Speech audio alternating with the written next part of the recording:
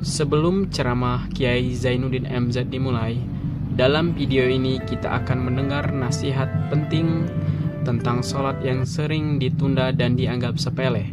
Melalui penggalan ceramah ini, semoga kita bisa mengambil pelajaran dan memperbaiki sholat kita ke depan. Ibu-ibu, saudara-saudara kaum muslimin, rahimakumullah.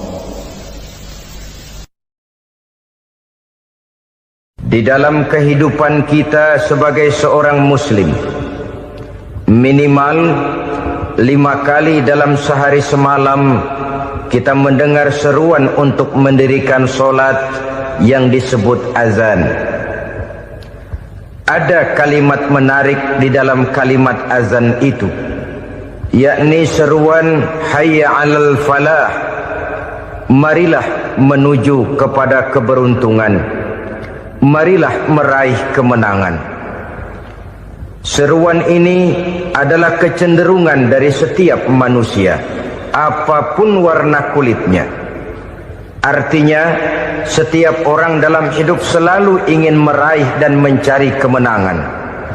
Kemenangan akan melahirkan kepuasan batin, dan kepuasan batin memberikan kebahagiaan.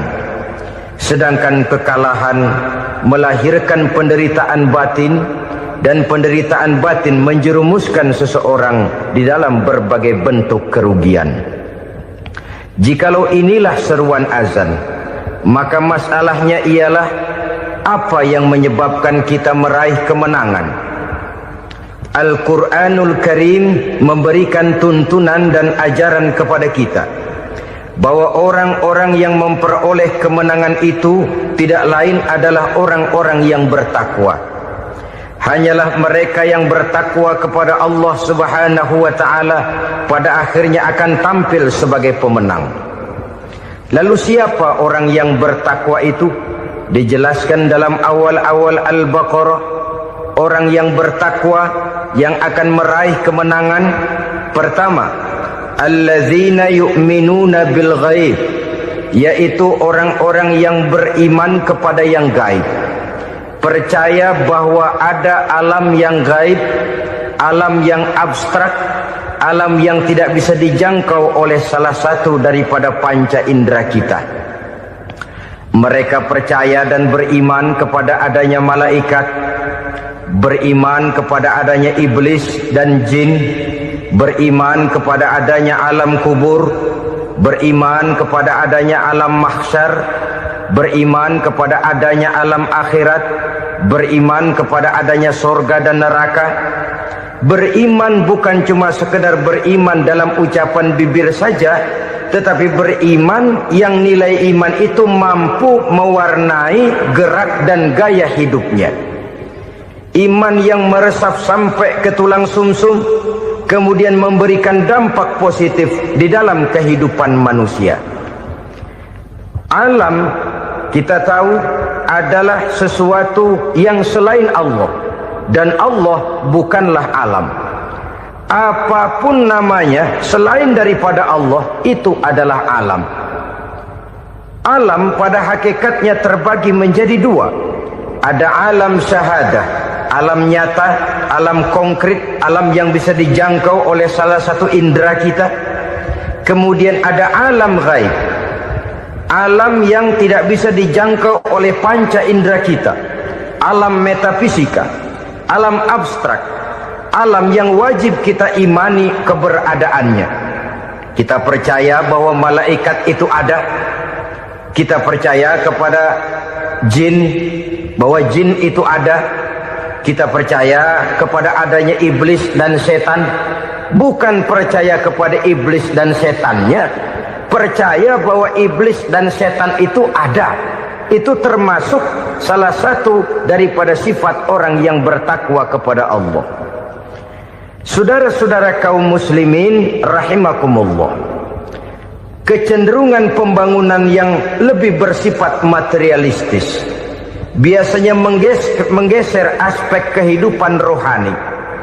Orang berpikir empirik, dan dalam pola pikir yang demikian, maka alam gaib tidak lagi mendapat perhatian. aspek kehidupan yang bersifat rohaniah malah mulai ditinggalkan. Akibatnya terjadilah kepincangan di dalam kehidupan kita. Pernah ada satu pengalaman pribadi dalam perjalanan kembali ke tanah air. Dalam pesawat di sebelah kanan saya duduklah seorang Jerman namanya Heiner Simonsen. Iseng saya ajak kenalan, saya ajak ngobrol, saya tanya dia. Saya bilang, Mas Heiner ini, kalau pesawat yang kita tumpangi ini jatuh ke bawah, kira-kira apa yang bakal terjadi, Mas? Dia bilang, kita semua akan mati. Begitu? Iya. Oke. Apa itu mati? Tanya saya. Dia bilang, untuk tahu apa itu mati, kita harus tahu lebih dahulu apa itu hidup. Saya pikir nih bule bisa ngomong juga. Baiklah kata saya. Apa hidup menurut Anda itu? Oh, hidup itu dia bilang, kalau seluruh anggota badan kita bekerja secara normal, paru-paru memompa darah secara normal, jantung berdetak secara normal, sel-sel tubuh bekerja secara fit, dan organisme tubuh hanya mau bekerja secara normal, dia bilang, kalau kita memberi makan yang cukup, menu yang teratur, dan gizi yang lengkap. Saya bilang, kesimpulannya apa, Ner? Dia jawab, hidup adalah dari tangan ke mulut. Life is from the hand to the mouth, kata dia. Hidup adalah dari tangan ke mulut. Jadi masalah hidup tidak lebih daripada masalah isi perut. Orang pergi pagi, pulang sore, peras keringat, banting tulang, perut yang dibelain. Saya bilang, you are wrong. Sampean salah, Ner. Kamu orang Islam bukan? Bukan. Pantas.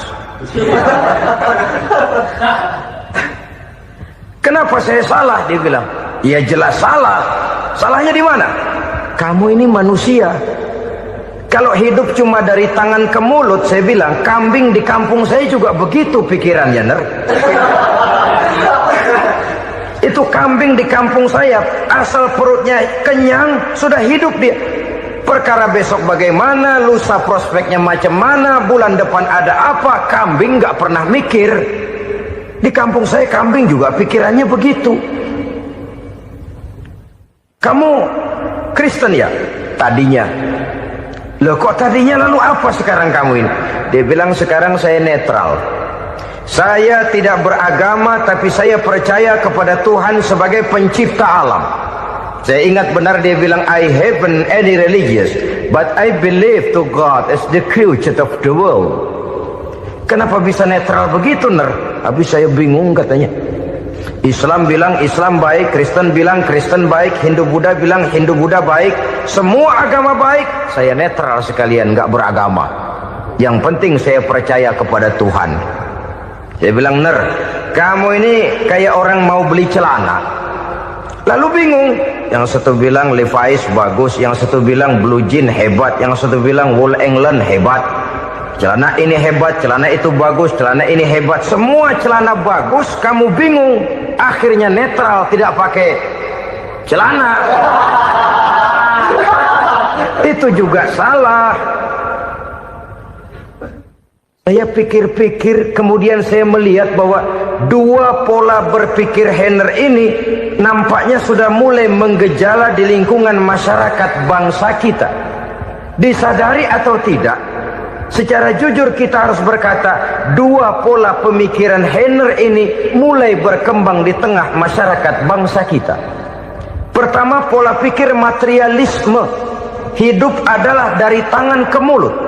Masalah hidup tidak lebih masalah isi perut. Itu yang perlu dibela, dan disitulah arti kehidupan. Pergi pagi, pulang sore, peras keringat, banting tulang untuk mempertahankan perut. Kalau sudah kemari cara orang berpikir, maka buat apa percaya kepada yang gaib? Untuk apa sholat? Untuk apa puasa? Untuk apa zakat? Untuk apa menghadiri majelis taklim? Tanpa kepercayaan kepada yang gaib, hidup berjalan menurut alur empiris dan materialis. Kalau sudah ke sana cara orang berpikir, biasanya orang lalu cenderung menghalalkan segala cara.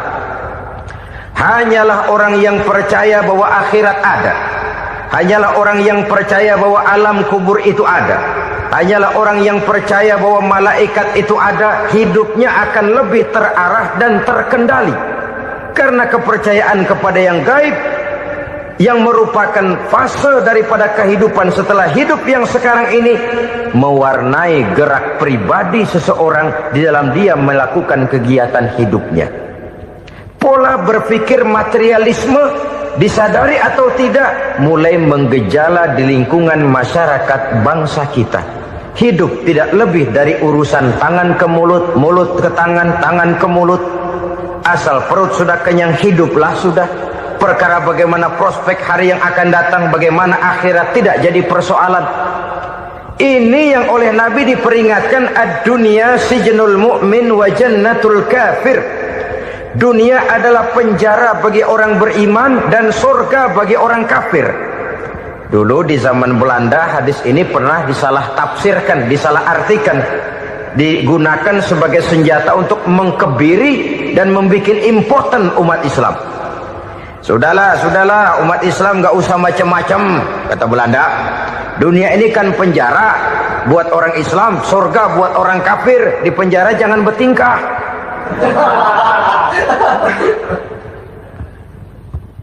Pengertiannya tidak begitu. Dunia adalah penjara bagi orang mukmin. Artinya dalam kehidupan dunia seorang mukmin tidak bebas memperturutkan hawa nafsunya. Di penjara hawa nafsunya itu. Sebaliknya surga bagi orang-orang kafir. Buat orang kafir, surgalah dunia ini. Mereka bebas memperturutkan hawa nafsunya. Dilarang tidak terlarang, dicegah pun tidak tercegah. Mereka hidup menurut alur bisikan nafsu mereka sendiri. Kemudian bila ajal datang, maut merenggut nyawa, selesailah surganya sampai di situ. Maka bagi orang-orang yang tidak percaya kepada adanya akhirat, kepada adanya alam gaib, surganya sebatas umurnya. Sekali lagi, surganya sebatas umurnya. Bila umur selesai, ajal pun datang merenggut nyawa, selesailah sudah surganya sampai di situ. Alangkah pendeknya perjalanan orang-orang yang tidak percaya kepada alam gaib ini. Bagi kita mukmin, jikalau kita mampu memenjarakan hawa nafsu, kita bisa bahagia di dunia ini. Dan Islam memang tidak menyuruh kita sengsara di dunia. Raih dunia, kejar dunia, gapai dunia sebagai alat untuk mencapai kebahagiaan di akhirat nanti. Hidup adalah satu perjalanan panjang yang terbentang sejak kita terlahir dari alam rahim sampai kepada alam akhirat nanti. Andai kata kita gagal meraih kebahagiaan di dunia, toh kita masih punya akhirat. Tapi jangan jadi dalil yang melemahkan semangat. Biarin dah kita di dunia kebelangsak, yang penting akhirat. Akhirnya dunia benar-benar kebelangsak. Bagaimana dunia ini bisa kita raih, dan bagaimana meraih dunia untuk menunjang kepentingan akhirat nanti. Yang kedua, dari pikiran Heiner yang saya lihat menggejala di lingkungan masyarakat bangsa kita, timbulnya manusia-manusia netral. Seolah-olah Tuhan yes, agama no. Sama Tuhan percaya, agama ogah. Tuhan ngangguk, giliran agama godeng. Padahal hampir dalam setiap ayat dalam Quran, kata-kata amanu biasanya bergandeng dengan wa amilus sholihat. Iman dan amal soleh. Ini sebagai isyarat Tuhan dan agama jangan pernah dipisah-pisah. Apabila kita bertuhan, maka kita harus beragama. Apabila kita beragama, maka agama itu harus bersumberkan dari Tuhan yang kita imani itu. Tidak mungkin kita pisah, Tuhan yes, agama no. Sama Tuhan percaya tapi agama bikin sendiri. Sembayangnya cukup bengong 2 jam madep ngulon.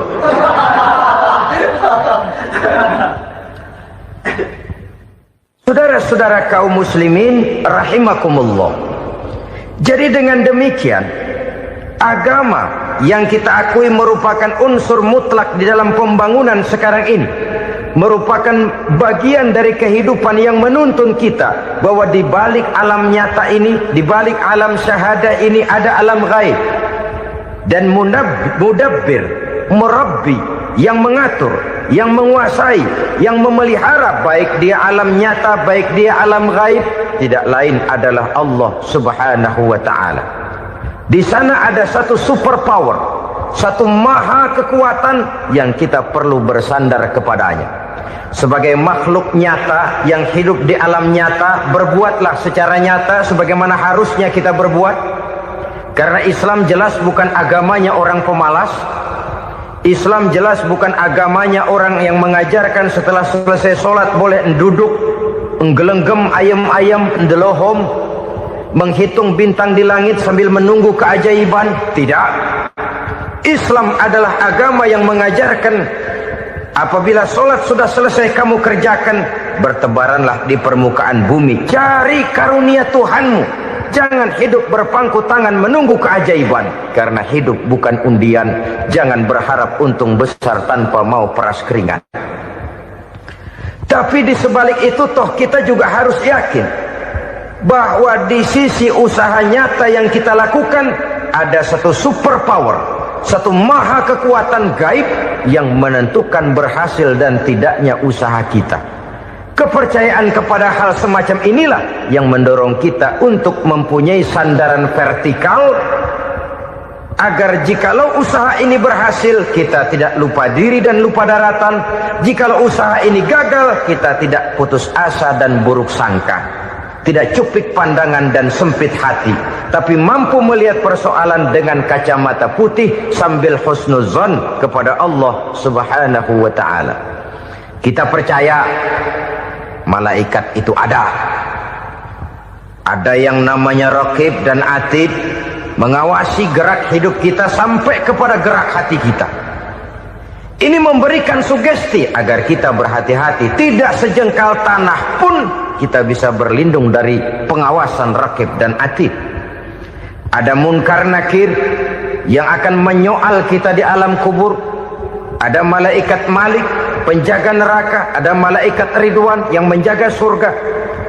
Kita percaya kepada adanya jin, kita percaya kepada adanya setan, iblis. Percaya kepada adanya, bukan mempercayai si setan, si iblis lalu menjadikannya sebagai teman. Tidak.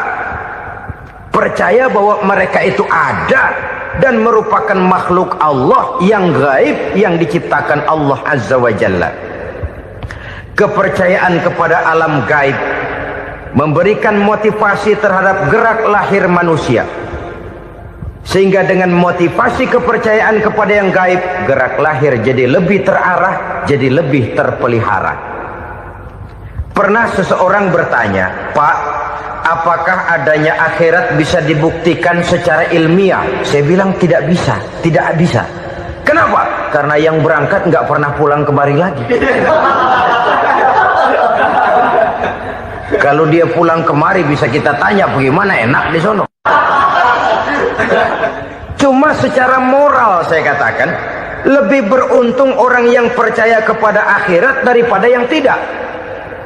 Sekarang saudara percaya akhirat ada, lalu saudara baik-baik di dunia, sholat, puasa, zakat, menolong orang lain, menebarkan kebajikan. Saudara mati, andai kata akhirat tidak ada, toh dalam hidup saudara sudah berbuat baik. Paling tidak nama saudara akan dikenang sebagai orang baik. Sebaliknya, saudara percaya, kata saya, bahwa akhirat tidak ada, lalu hidup semau-maunya, tenggelam dalam maksiat dan munkarat, menentang Allah, tidak mau ruku dan sujud. Lalu saudara mati, kemudian akhirat ada, ayo mau apa? Bekal tidak punya. Jadi secara moral lebih beruntung orang yang percaya kepada adanya akhirat daripada yang tidak percaya. Dan itu alam gaib yang tidak bisa dibuktikan secara eksat. Jangankan untuk membuktikan seperti itu, dalam kehidupan sehari-hari saja yang kita rasakan tidak selalu berbentuk toh. Angin, bagaimana sih bentuknya angin? Kita tidak tahu. merah. Buktinya kalau dikerok merah. Yang merah itu kulit, yang kulit kita bukan anginnya. Sakit, rasa sakit itu ada, tapi bagaimana bentuk sakit kita nggak pernah tahu. Kalau kita makan cabai pedas, bagaimana bentuk pedas itu tidak ada, tapi rasa ada. Bentuk pedas hijau, cabenya bukan pedasnya. Tidak semua yang kita rasakan bisa kita gambarkan dalam bentuk yang konkret. Oleh karena itu, sekali lagi bahwa kepercayaan kepada alam yang gaib mampu memberikan satu sugesti yang menata kehidupan seseorang lebih lurus, lebih terarah, dan lebih terkendali. Maka wajar kalau kepercayaan kepada yang gaib mengantarkan seseorang untuk meraih kemenangan. Kenapa?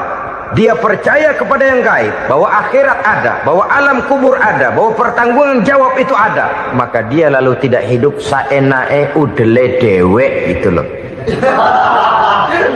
Tidak hidup menurut seleranya sendiri, terarah, teratur. Ini cirinya yang pertama. Orang bertakwa yang akan meraih kemenangan, mereka beriman, mereka percaya kepada yang gaib. Bahkan hal-hal konkret saja selalu berangkat dari yang gaib. Saudara-saudara, para remaja, para pemuda sekarang ini tidak pernah tahu toh siapa yang akan jadi teman hidup saudara. Kita bisa saja ngerancang, mentargetkan, tapi toh akhirnya yang namanya jodoh bukan kekuasaan kita. Rezeki di luar kemampuan kita. Begitu juga ajal. Maut, jodoh, ajal adalah contoh-contoh konkret bahwa pada akhirnya yang gaiblah yang menentukan. Bertahun-tahun ngelancong, emang jodoh seret nggak jadi. Begitu kenal baru setengah malam nginep ditangkap hansip kan.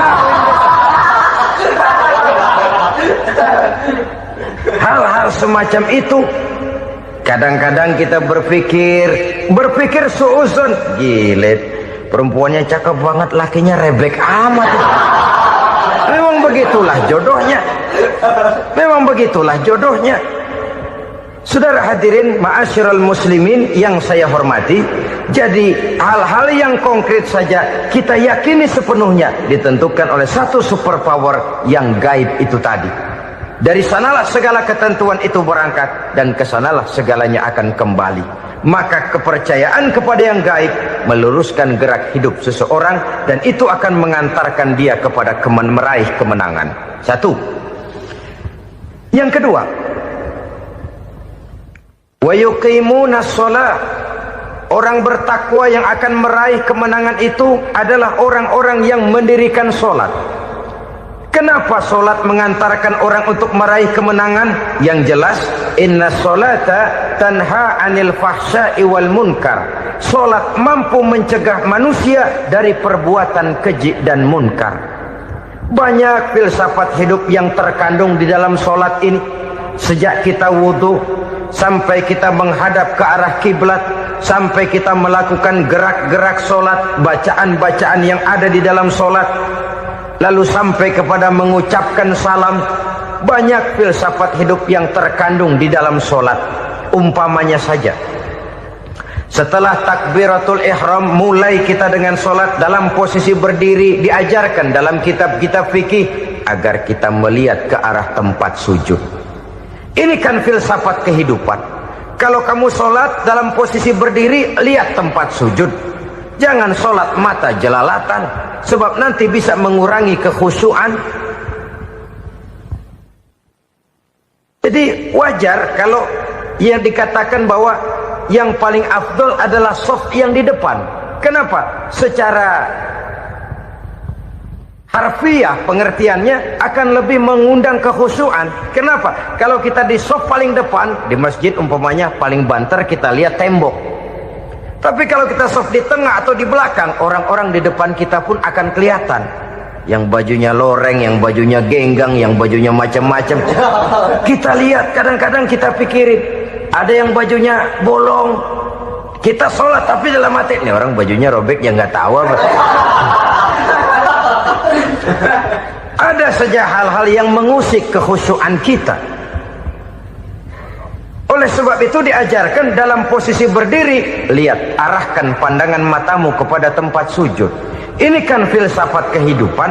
Maksudnya apa? Kalau lagi diri, lihat dong tempat sujud. Kalau udah di atas, ingat dong sama yang bawah. Kalau sudah tinggi, ingat dong dari mana kamu berangkat. Kalau sudah berkuasa, bantu dong yang lemah. Kalau sudah kaya, santuni dong yang miskin. Kalau sudah alim, bimbing dong yang awam. Ini filsafat kehidupan. Dalam posisi berdiri, kau lihat tempat sujud. Ini akan melahirkan kepekaan sosial, di mana seseorang mau tahu kepada orang lainnya. Bagaimanapun kaya kita, tinggi pangkat dan jabatan kita, jikalau hidup hanya untuk kepentingan perut sendiri saja, rasanya belum membawa manfaat di dalam kehidupan kita. Tapi efek yang tertinggi sesungguhnya, solat mencegah manusia dari perbuatan keji dan munkar. Perbuatan keji dan munkar, walaupun kelihatannya mendatangkan uang, membawa keuntungan, tapi itu keuntungan semu, keuntungan sementara. Dengan menipu orang lain kita bisa dapat untung, tapi tidak membawa berkah. Dan itu adalah kerugian besar dalam kehidupan kita. Maka untuk meraih kemenangan, harus dimulai dengan membentuk kepribadian yang tegar, memiliki sandaran vertikal yang langsung kepada Allah Subhanahu wa ta'ala. Dan itu hanya bisa kita tempuh melalui jalur ibadah formal yang sudah ditentukan Allah, yakni solat yang 5 waktu.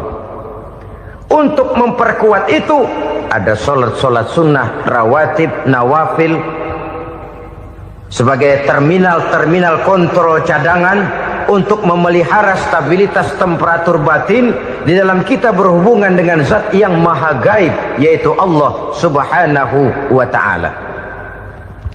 Orang sering bertanya, Pak, itu tetangga saya nggak sholat, duitnya nggak habis-habis, Pak. Nggak sholat tapi mobilnya tambah terus. Nggak sholat tapi usahanya makin maju. Tapi di sisi lain ada orang yang rajin sholat, rezekinya butak bener. Anaknya mana kurus, mana korengan. Saudara hadirin ma'asyiral muslimin rahimakumullah. Harus saya katakan bahwa solat memang bukan untuk cari duit.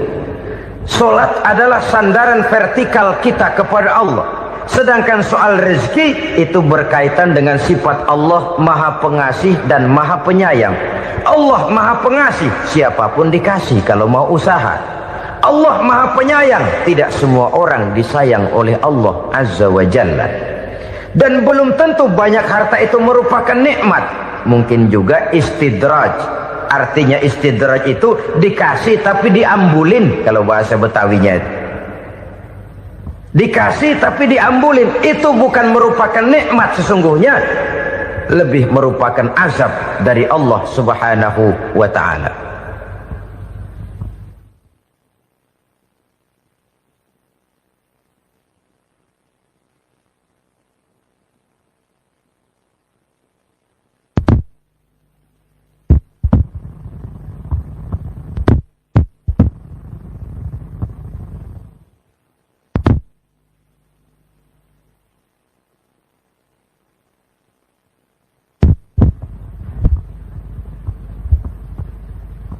Agama mempunyai sistem solat, dan kita umat Islam telah dituntun oleh Allah Subhanahu wa ta'ala yang wajibnya 5 kali dalam sehari semalam mendirikan solat, dan itu tentu berada dalam jangkauan kemampuan manusia. Pada awalnya barangkali kita memang merasa solat itu satu kewajiban, tapi semakin kita hayati makna, manfaat dan filsafat yang terkandung di dalam ajaran solat, semakin sampai kita kepada keyakinan bahwa solat adalah keperluan kita. Sehingga pada waktu tertentu dinilai puncaknya, kita tidak lagi akan berkata saya wajib solat, tapi kita akan berkata saya perlu solat. Kalau kita sudah merasakan itu adalah keperluan kita, nah di sanalah kita baru akan merasakan ruginya kalau hal itu tidak kita laksanakan. Sepanjang kita masih berkata saya wajib sholat, kita akan lebih merasakan dia sebagai beban ketimbang sebagai keperluan. Yang jelas Allah tidak memerlukan ibadah yang kita laksanakan ini. Dengan kata lain, andai kata satu dunia penuh ini orang tidak ada yang sholat satu pun, Allah tidak akan turun dari jabatan Tuhan. Jangan lalu berpikir kalau kita ngambek se-RW kagak sembahyang Tuhan tekor kali ini ya. Tentu tidak. Itu perlunya kita, bukan perlunya Allah. Dan pada induknya kita akan berkata saya perlu agama. Kalau secara induk kita sudah memerlukan agama, maka konsep-konsep yang ada di dalam ajaran agama itu pun adalah juga merupakan keperluan kita. Baik dia bernama sholat, baik dia bernama puasa, baik dia bernama zakat, baik dia bernama haji, seluruhnya adalah keperluan kita. Dan sesuatu yang kita perlukan apabila tidak kita laksanakan akan melahirkan kerugian di dalam kehidupan. Jangan heran kalau kita membaca riwayat perjalanan hidup para salafus soleh, orang-orang soleh. Ada yang tahajud sampai 100 rakaat, ada yang sholat malam kakinya sampai bengkak. Kita sekalinya bengkak biri-biri. Ada yang sholat membaca surah dalam Al-Quran sampai khotam Quran. Kok mau? Mereka sudah merasakan itu keperluan. Itu saja soalnya. Suatu saat pun jikalau kita merasa bahwa itu keperluan saya, kita pun akan melaksanakan seperti itu. Keperluan saya dalam kehidupan. Inilah yang kedua. Yang ketiga, orang bertakwa yang akan meraih kemenangan itu, wa mimma razaqnahum yunfikun. Mereka membelanjakan sebagian daripada rezeki yang diberikan Allah kepada mereka. Mereka infakkan di jalan Allah. Ada satu dialog menarik. Satu hari seorang anak muda bertemu dengan seorang kakek-kakek yang sudah dikenalnya baik. Bertanyalah anak muda ini, "Kek, umur kakek berapa tahun?" 15 tahun, kata si kakek. "Anak kakek berapa orang?" 1. "Harta kakek berapa banyak?" 15 juta. Si anak muda ini bengong. Lalu protes, "Kok kakek bohongin saya?" "Kenapa?" "Saya tahu umur kakek 70 tahun. Kenapa ngaku 15? Saya tahu anak kakek 5. Kenapa bilang 1? Saya tahu kakek miliuner, miliaran uang kakek. Kenapa ngaku cuma 15 juta? Begini, kata si kakek tadi. Benar, umur saya 70 tahun. Tapi dari umur yang 70 tahun itu baru 15 tahun terakhir ini saya merasakan ibadah kepada Allah. Meninggalkan maksiat, jauh dari segala macam munkarat. Maka yang 15 tahun inilah yang benar-benar saya rasakan sebagai umur saya. Benar anak saya 5, tapi yang 4 susah diatur. Cuman 1 rasanya nih yang bakal jadi si buah hati belahan jantung berlanjut cerita penerus sejarah. Cuma 1 ini yang saya harapkan, yang akan jadi anak soleh, yang akan membuat saya menerima pensiunan pahala. Kalau yang 4 apek dah, nggak ada harapan.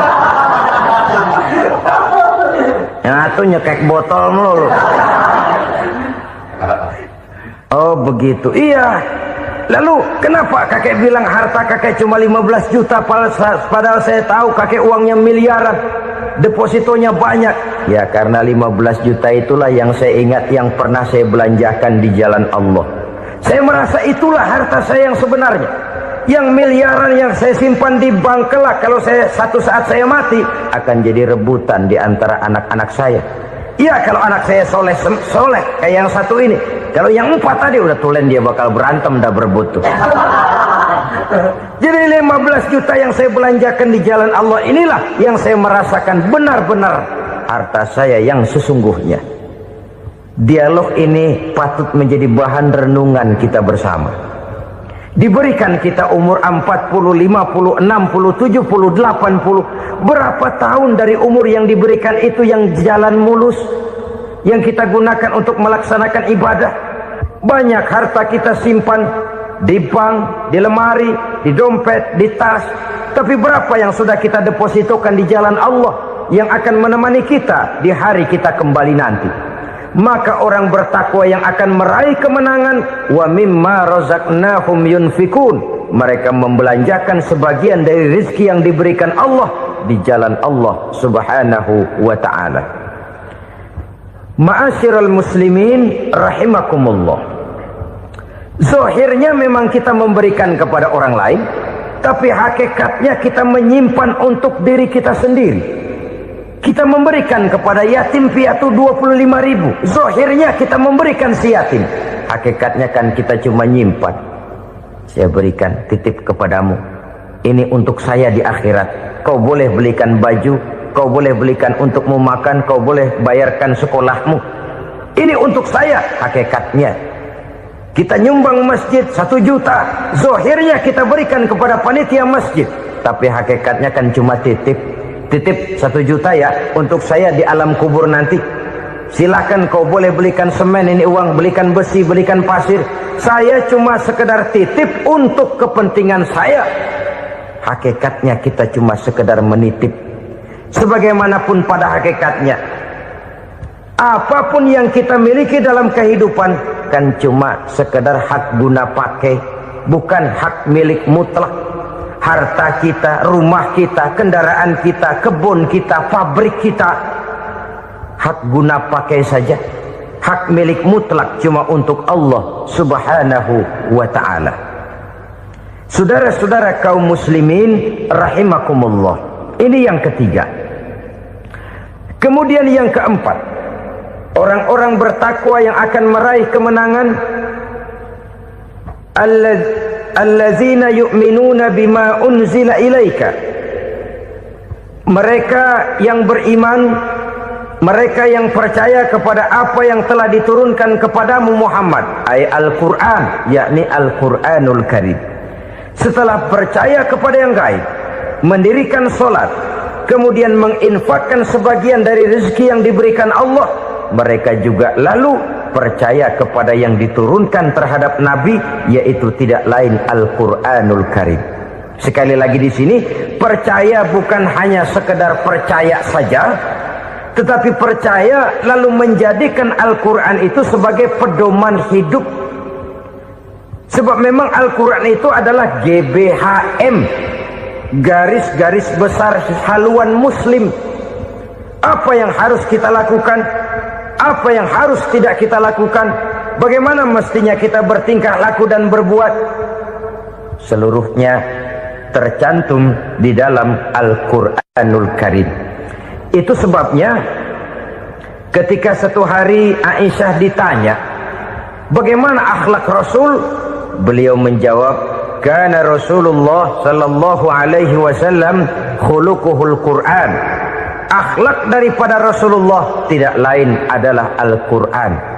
Jawaban simpel ini memberikan gambaran bahwa keseluruhan daripada konsepsi Quran sudah diterjemahkan dalam kehidupan Rasulullah sallallahu alaihi wasallam.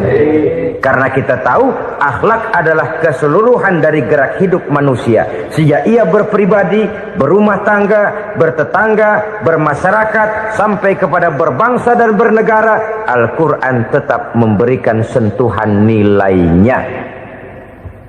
Oleh karenanya, orang-orang yang bertakwa adalah orang-orang yang menjadikan Al-Quran sebagai pedoman dalam kehidupannya. Dan kita yakini Al-Quran diturunkan kepada Nabi Muhammad, bukan merupakan produk Nabi Muhammad. Isi dan redaksinya langsung dari Allah Subhanahu wa ta'ala. Kemudian cirinya yang kelima, orang bertakwa yang akan meraih kemenangan itu, wa ma unzila min qablika. Tidak hanya sekedar percaya kepada yang diturunkan terhadap Nabi Muhammad, yaitu Al-Quran, mereka juga percaya kepada apa yang pernah diturunkan kepada para nabi, kepada para rasul sebelum Nabi Muhammad.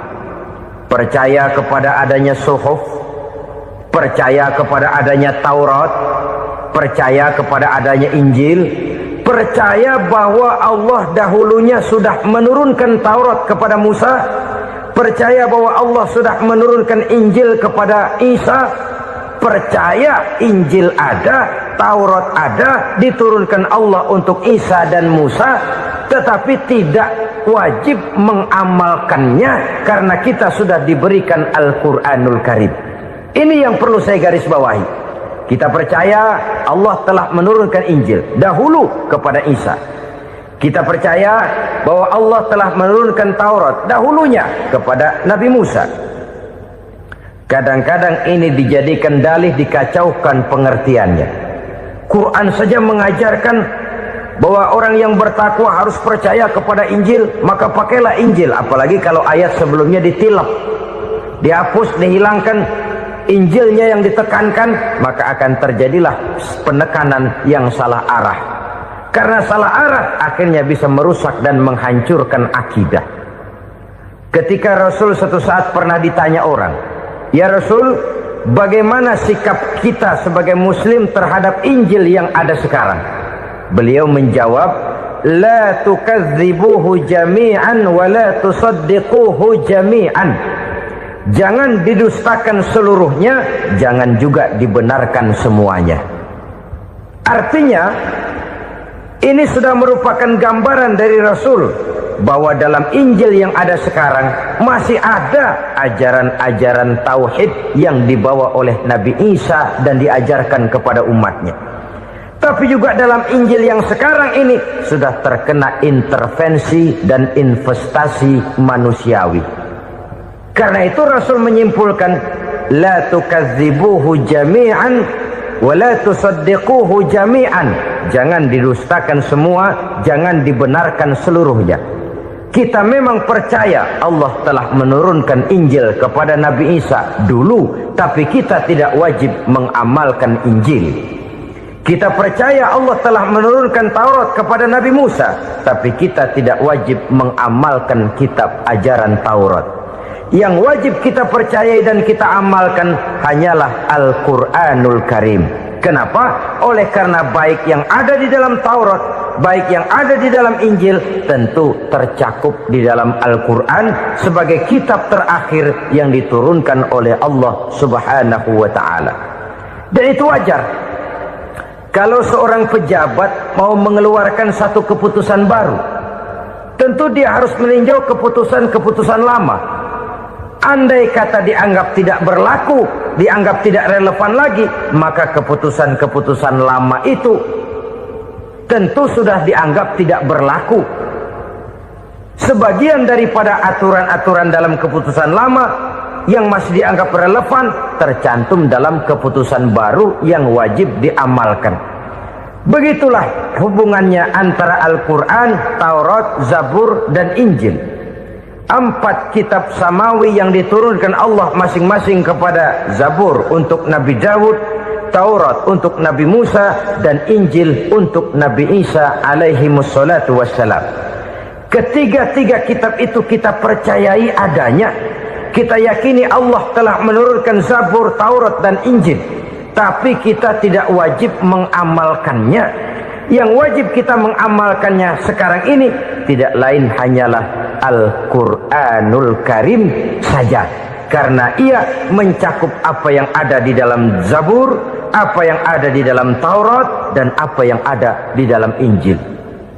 Keotentikannya bisa dipertanggungjawabkan. Ya, tapi kan Nabi Muhammad sudah mati 14 abad yang lalu, dan di zaman beliau Al-Quran kan belum dikodifikasikan, belum ditulis. Bagaimana keotentikannya bisa dipertanggungjawabkan? Mudah saja. Allah berjanji, "Inna nahnu nazzalna dzikra wa inna lahu lahafizun." Kami yang menurunkan Al-Quran dan kami yang akan menjaga dan memeliharanya. Allah turunkan Quran, Allah menjaganya. Bagaimana cara Allah menjaga Al-Quran itu? Banyaknya orang-orang yang hafaz Al-Quran. Hafaz Al-Quran. 30 juz, 114 surah, 6.666 ayat. Sehingga jangankan satu kata, jangankan satu ayat, satu kalimat saja berubah sudah akan timbul reaksi dan mudah dimengerti. Kenapa? Banyak orang-orang yang hafaz Al-Quran. Sedangkan pada setiap akhir tahun biasanya malaikat Jibril selalu mengadakan checking terhadap ayat-ayat yang diturunkan pada waktu itu. Di zaman Nabi sendiri sudah ada usaha kodifikasi. Dan yang lebih luar biasa lagi, sampai hari ini tidak seorang pun mampu membuat satu ayat saja semacam Al-Quran. Ke bahasa manapun dia diterjemahkan, naskah aslinya tetap ikut. Rujukan dasarnya tetap ada. Berdasarkan itu, maka tidak mungkin terjadi penyelewengan terhadap atau pemalsuan terhadap ayat-ayat Al-Quranul Karim. Kesuciannya, keotentikannya, kemurniannya bisa dipertanggungjawabkan. Ma'asyiral muslimin rahimakumullah. Oleh karenanya, konsepsi dasar daripada ajaran Islam ini memang tidak lain adalah Al-Quran dan Sunnah. Isi daripada agama Islam yang merupakan iman, Islam dan ihsan, konsepsi dasarnya tidak lain adalah Al-Quran dan Sunnah Rasulullah Sallallahu Alaihi Wasallam. Maka yang kita perlukan sekarang ini adalah terjemahan Al-Quran di dalam kehidupan kita. Dengan demikian, maka gaya kehidupan yang lebih Qurani itulah yang kita dambakan. Kita perlu memang terjemahan Quran dalam bahasa Inggris, dalam bahasa Belanda, dalam bahasa Jepang, tapi yang lebih kita perlukan adalah terjemahan Quran di dalam kehidupan kita. Konsekuen, tidak memanipulasi, ringan sama kita jinjing, berat sama kita pikul. Jangan kalau lempengan ayat Quran tuh kira-kira enak diamalin, keras teriakan kita. Giliran kira-kira ayat Quran itu mukul kepala kita sendiri, diam kita. Itu ciri yang pernah disindir Allah dalam awal-awal Baqarah juga. Ciri beragamanya orang yang munafik. Kullama adha'a lahum masyawfi, kata Allah. Wa iza azlama alaihim qamu. Apabila terang mereka jalan, apabila gelap mereka berhenti. Artinya, kalau kira-kira di Islam nguntungin, rame-rame pada teriak Islam. Tapi ketika diminta untuk berjuang, ketika dituntut untuk berkorban, rame-rame mengundurkan diri. Nasib agama tidak ubahnya seperti daun pisang yang dikait orang di tepi jalan lantaran tak berpayung di ketika hari hujan. Manakala hujan usailah sudah, daun itu pun dicampakkan di tepi jalan, diinjak pula orang nan lalu. Artinya, orang menjadikan agama cuma sebagai lipstick, decoration only, tidak konsekuen. Hanya pada saat-saat kelihatannya Islam membawa keuntungan, rame-rame orang teriak-teriak tentang Islam. Tapi jikalau diminta berjuang, jikalau dituntut untuk berkorban, biasanya rame-rame juga mengundurkan diri. Jangan heran kalau mayoritas hitungan kita, tapi minoritas peranan kita. Kuantitas kita dalam jumlah, tapi dalam kualitas kita lebih sering jadi penonton daripada jadi pemain. Padahal itu sangat tidak boleh terjadi. Umat Islam di Indonesia harus bangkit. Umat Islam di Indonesia harus sadar akan keberadaannya. Tidak boleh hanya jadi penonton berpangku tangan. Karena memang agama kita juga mengajarkan untuk konsekuen di dalam menjabarkan ajaran-ajaran daripada agama kita. Kita sering jatuh menjadi umat yang lemah. Oleh karena kita ini tidak pandai menggalang kebersamaan yang diakibatkan tidak konsekuennya kita. Diistilahkan bahwa umat Islam di dalam menggalang kebersamaannya itu harus seperti orang main sepak bola. Saudara-saudara kan tahu orang main sepak bola itu. Orang main sepak bola, kalau pertandingan belum dimulai sih silakan saja kumpul di luar lapangan, atur strategi yang baik. Tapi kalau pertandingan sudah dimulai, turun ke lapangan hijau, jangan kumpul terus. Ada sepak bola gotong royong. mundur rame-rame, depan ke depan kumpul melulu mainnya. Kalah. Orang main sepak bola itu ya harus ada penyerang tengah, harus ada penjaga gawang, harus ada strikernya, harus ada kiri luarnya, kanan dalamnya yang jadi backnya. Posisi boleh bermacam-macam, tapi yang penting saling ngoper untuk menggolkan gawang lawan. Begitulah umat Islam ini. Boleh ada yang jadi pejabat, boleh ada yang jadi pengusaha, boleh ada yang jadi petani, silakan ada yang jadi seniman, ada yang jadi penyair, ada yang jadi artis sekalipun. Tapi kalau sudah berhasil menguasai bola, jangan lupa operannya. Operan itu yang langka. Kita ini muslim kadang-kadang kalau sudah memegang menguasai bola, kalau belum mau mampus, belum mau ngoper. Nanti kalau sudah nggak punya bola, baru mau ngoper. Kalau sudah dengar-dengar mau dekat pensiun, baru mau jihad, baru mau berjuang, baru mau ngurus pesantren. Tanda tangan sudah tidak laku, memo sudah tidak dihargai, baru mau berjuang. Kemarin kemana, Mas? Kita tidak pandai memanfaatkan posisi. Dengan kata lain, kalau kembali kepada persoalan kita, konsekuensi kita terhadap agama yang kita anut ini belum ideal. Kita masih lebih sering berislam ini pada saat-saat yang menurut perhitungan kita membawa keuntungan. Tapi kalau diminta berjuang, dituntut berkorban, yang itu pun hakikatnya adalah untuk kepentingan kita juga. Allah tidak pernah menuntut kita untuk jihad bagi kepentingan Allah, itu tidak. Berjuang menegakkan agama Allah, apakah untuk kepentingan Allah? Tidak. Untuk kepentingan kita. Sebab nilai-nilai jihad itu pada akhirnya akan membawa kita kepada suatu kebahagiaan. Setidaknya kalau tidak di dunia, tentu di akhirat sebagai syahid. Oleh karena itu, pada bagian akhir ini saya ingin mengajak, marilah kita konsekuen. Sekali kita berkitabkan Al-Quranul Karim, mari dia kita jadikan pedoman. Jangan cuma kita jadikan sebagai penghias dinding, pelengkap rumah, bahwa di rumah kita ada Al-Quran, tapi yang baca kecoa.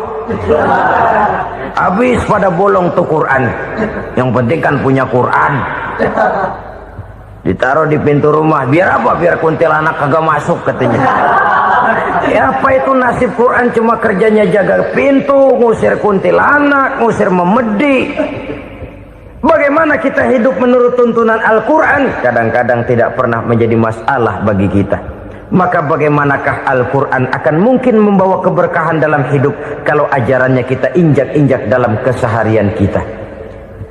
Mewujudkan gaya hidup yang lebih Qurani, itulah yang akan kita rintis di dalam kehidupan kita. Bertahap, step by step, menurut kemampuan yang ada pada kita. Jika jalan ini tidak bisa kita selesaikan, percayalah akan ada generasi penerus yang akan melanjutkan usaha dan cita-cita mulia itu.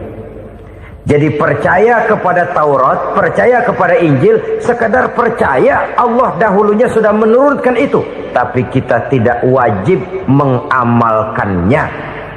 Kenapa? Generasi Injil masa berlakunya sudah kedaluarsa. Taurat masa berlakunya sudah kedaluarsa. Injil pernah berlaku untuk orang Nasrani di zaman Nabi Isa.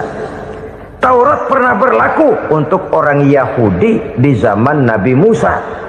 Setelah generasinya berlalu, datang Rasul penutup yang membawa Al-Quranul Karim. Maka Al-Quran itulah yang berlaku menjadi pedoman sampai hari akhir nanti. Jangan jauh dari Al-Quran, karena apabila ini kita lakukan, maka kita akan kembali kepada satu gaya hidup yang jauh dari tuntunan agama, dan itu artinya kita akan semakin jauh untuk meraih kemenangan. Saudara-saudara kaum muslimin rahimakumullah. Yang keenam, yang terakhir, orang-orang bertakwa yang akan meraih kemenangan itu wabil akhirati hum yuqinun. Mereka percaya, mereka yakin seyakin-yakinnya akan adanya hari akhir, di mana seseorang akan mempertanggungjawabkan seluruh perbuatannya di dalam hidup ini. Dan tidak ada satu perbuatan yang bagaimana kecilnya sekalipun yang tersembunyi dalam pandangan manusia yang tidak akan dibukakan persoalannya di mahkamah Qadi Rabbul Jalil di akhirat nanti. Itulah sebabnya maka percaya kepada akhirat disebut secara khusus. Padahal di awal tadi sudah dijelaskan yu'minuna bil ghaib, percaya kepada alam gaib, dan alam gaib ini termasuk akhirat. Kenapa pada bagian akhir disebut lagi akhirat? Karena ternyata bahwa kepercayaan kepada adanya akhirat merupakan induk dari kepercayaan terhadap adanya malaikat, setan, jin dan lain sebagainya, dan akan lebih memberikan sugesti dalam kehidupan manusia untuk meluruskan gerak hidupnya. Jikalau satu saat tergerak hati akan berbuat kejahatan, ingin mencuri, sadarlah, awas ada akhirat. Sebab kalau kita cuma teriak awas ada polisi, itu cuma tertunda sementara, begitu polisi meleng embat. Kalau kita ingin berbuat jahat cuma berteriak awas ada hansip, cuma sementara ketika hansip itu ada. Tapi kalau ceritanya awas ada akhirat, mau menyeleweng awas ada akhirat, mau berjudi awas ada akhirat, mau mencuri awas ada akhirat. Keyakinan yang akan meluruskan gerak hidup manusia sehingga gerak itu jadi lebih terarah dan terkontrol, tidak merugikan baik diri sendiri, lebih-lebih orang lain. Ternyata bahwa kepercayaan kepadanya adanya hari akhirat sanggup menjadi sumber daya kontrol dari kehidupan manusia, sehingga ia tidak terjebak dalam perbuatan maksiat dan munkarat. Saudara-saudara kaum muslimin, inilah saja yang kita bicarakan pada pertemuan kali ini. Semoga Allah subhanahu wa ta'ala memberikan kekuatan zahir dan batin kepada kita untuk dapat meraih kemenangan dengan beriman kepada yang gaib, mendirikan solat, membelanjakan sebagian dari rezeki yang diberikan Allah, percaya kepada Al-Quran, beriman kepada kitab-kitab yang diturunkan sebelum Al-Quran, lalu meyakini adanya hari akhirat. Terima kasih atas segala perhatian, mohon maaf atas segala kekurangan. Usikum wa nafsi bitaqwallah. Wassalamualaikum. Terima kasih yang sudah menonton, semoga bermanfaat bagi yang menonton, semoga bisa diamalkan, semoga menjadi amal jariah bagi beliau. Oke, sekian dan terima kasih, sampai ketemu di konten berikutnya. Wassalamualaikum warahmatullahi wabarakatuh.